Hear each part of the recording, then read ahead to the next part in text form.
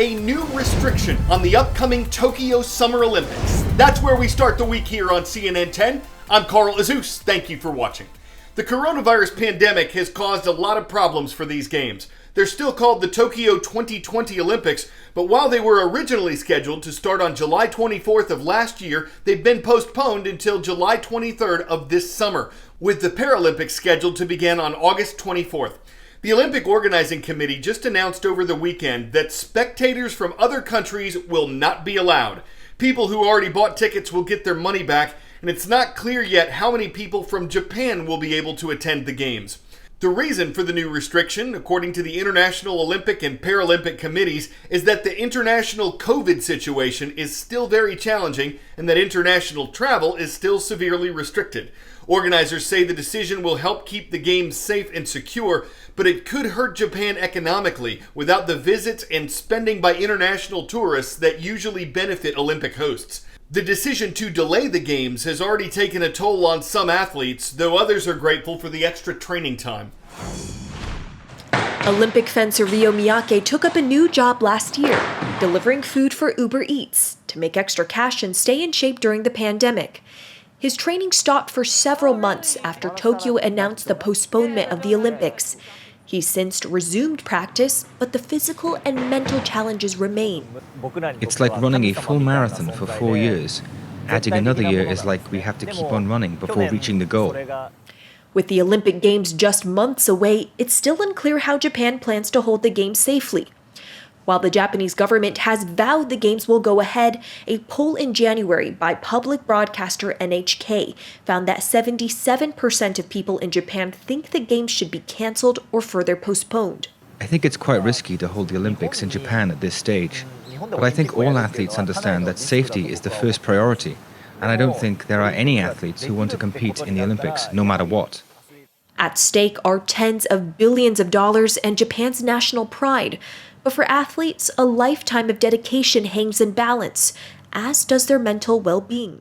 And we've started to see more and more Olympic athletes and aspiring Olympic athletes coming through our support system and having to put yourself through not only the level of training that these athletes are working at 6-7 days a week, but also to stay as mentally hungry and driven and trying to reach a goal that isn't yet actually finalized and fixed at a set date and time is really, really tough. And eventually that will take its toll on the mental health of these Olympians. But sport climber Akio Noguchi was happy to have an extra year of practice. She was planning to retire after the Tokyo 2020 Games, when sport climbing was supposed to make its Olympic debut. She's pushed back her retirement by 1 year in order to make the Olympics the last competition of her career. 10-second trivia. Which of these nations is estimated to have the highest literacy rate? China, Slovenia, Malta, or South Africa? The U.S. Central Intelligence Agency estimates that Slovenia has the highest literacy rate on this list at 99.7%. When COVID hit, so many charities and nonprofit organizations found themselves in the same boat. How do they continue helping people when in-person interactions are limited?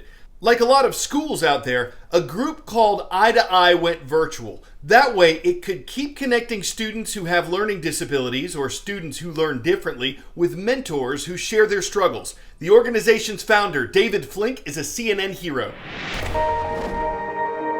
When people think about me, it's like that I can't talk right or like I'm dumb.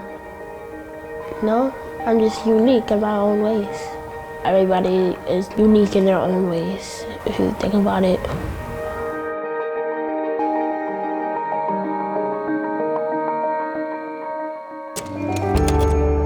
I remember fondly really loving school, and that feeling ended probably first or second grade. I didn't know that I have dyslexia. I didn't know, but I had ADHD. And I could either be the dumb kid or I could be the bad kid. Instead of sitting there and feeling dumb, I just started acting out.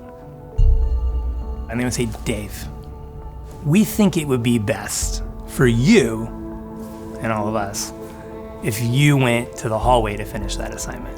At one point, literally, my desk was moved to the hallway. I had this message sent to me that I didn't belong in the classroom. But there was a guy in the school who cleaned the floors, and the timing of me being outside the classroom and him like cleaning the hallway, there was a lot of time together. When Jim, the janitor, just stopped to talk to me, it was probably the most human experience I can remember at that point in my life. It was just a kind person that saved me. I felt like people had invested in me. Despite challenges, I made it. I went on to Columbia to get a graduate degree in education because I wanted to help make school better for kids. I struggle a ton with spelling. Do you have any of that, or is that not? Yeah, I don't like spelling. 50% of students in high school, if you have a learning disability, end up in the juvenile justice system. Where do we want our students to end up? In prison or contributing members of society? I had a responsibility to go give back. Today's project is the utility belt. So we're going to be thinking of things that help us in the classroom and out of the classroom. Pick out some art supplies. Eye to Eye is a national program that matches college and high school students who have all types of learning disabilities with young people who have all types of learning disabilities. We have 150 chapters in 23 states now. Drawing. Tell me about drawing. You just know that about yourself. That's great.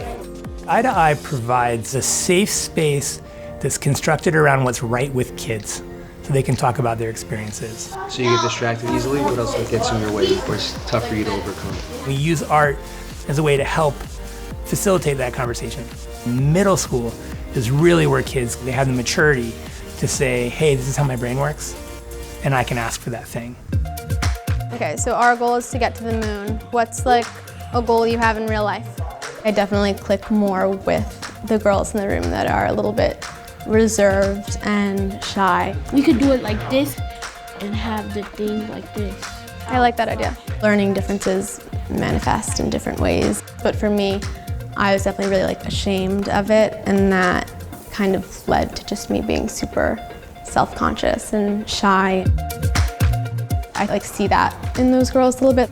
They're not the ones to volunteer to present first, ever. But towards the end, they're dragging me up to the front of the room to present with them. So it's nice to see that. I love it when I hear that they're kids who are struggling academically and now their grades are going up.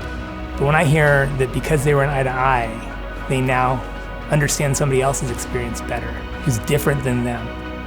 I mean, this is what we need in America. We have to love each other across our difference. What about social studies do you like? I know all the presidents. You know all the presidents? That's like a superpower. Something is going very right in the school. My moment that I am wishing for is when the problem of stigmatizing kids because they learn differently goes away. I want them to know that their brains are beautiful. I want them to leave feeling like they know how to ask for what they need and that they can do it. And that's what we give them.